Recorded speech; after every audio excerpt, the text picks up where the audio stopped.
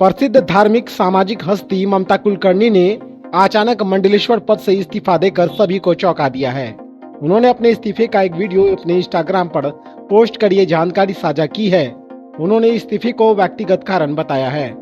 ममता कुलकर्णी ने इंस्टाग्राम पर अपने एक वीडियो पोस्ट कर कहा है कि वह इस पद की जिम्मेदारी को पूरी तरह निभाने में असमर्थ महसूस कर रही है और इसलिए स्वेच्छा से पद छोड़ रही है। हालांकि उन्होंने अपने अनुयायियों और शिष्यों को आश्वासन दिया है कि वे धार्मिक कार्यों और समाज सेवा में सक्रिय रहेंगे। उनके इस निर्णय के बाद धार्मिक और सामाजिक हलकों में चर्चाओं का दौर शुरू हो गया है। कई श्रद्धालुओं ने इस फैसले पर आश्चर्य जताया है, जबकि कुछ लोग इसे एक सोचा समझा कदम मान रहे हैं। मैं महामंडलेश्वर यमाई ममता नंदगिरी, मैं इस पोस्ट से मैं इस्तीफा दे रही हूं। आज किन्नर अखाड़े या दोनों अखाड़ों में बीच में जो मुझे लेके महामंडलेश्वर की उपाधि घोषित करने के बीच में जो प्रॉब्लम्स हो रही हैं, मैं एक साध्वी थी 25 साल से और मैं साध्वी ही रहूंगी। ये महामंडलेश्वर की जो मुझे एक सम्मान मुझे दिया गया था, तो वो एक प्रकार का वो सम्मान होता है जिसने 25 साल स्विमिंग किया हो, उसको महामंडलेश्वर ये कहना कि आज के बाद तुम उस स्विमिंग का जो बच्चे आएंगे उनको तुम ज्ञान देती जाना, इसलिए वो पदवी होती है। लेकिन ये कुछ लोगों के लिए आपत्तिजनक हो गया कि जिसने 25 साल तप किया, बॉलीवुड तो 25 साल मैंने छोड़ा, मैं अपने आप गायब रही, वरना मेकअप से बॉलीवुड से इतना दूर कौन रहता है। और मेरे काफी चीजों को लेके लोगों की प्रतिक्रिया है कि मैं ये क्यों करती हूँ, वो क्यों करती हूँ। नारायण तो सब संपन्न है, वो सब प्रकार के आभूषण पहन के धारण करके महायोगी है, भगवान है। उस कोई देवी देवता आप देखोगे किसी प्रकार के श्रृंगार से कम नहीं, और मेरे सामने सब आए सब इसी श्रृंगार में आ गए थे। मैंने देखा कि मेरे महामंडलेश्वर होने से काफी लोगों को आपत्ति हो गई, चाहे वो शंकराचार्य हो, कौन हो।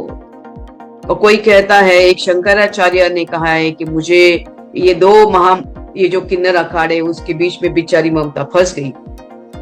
मैं अब ये सब चीजों को देख के ये कहती हूँ कि मेरे जो गुरु हैं, जिनके सानिध्य में मैंने 25 साल घोर तपस्या, उग्र तपस्या की है, उनका नाम है श्री चैतन्य गगनगिरी महाराज। वो सिद्ध महापुरुष थे, उनकी बराबरी में तो मुझे कोई दिखता भी नहीं है।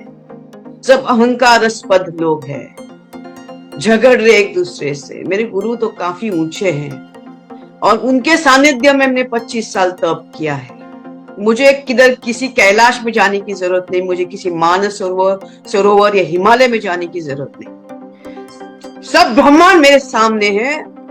25 साल से उनकी मैंने घोर तपस्या की है।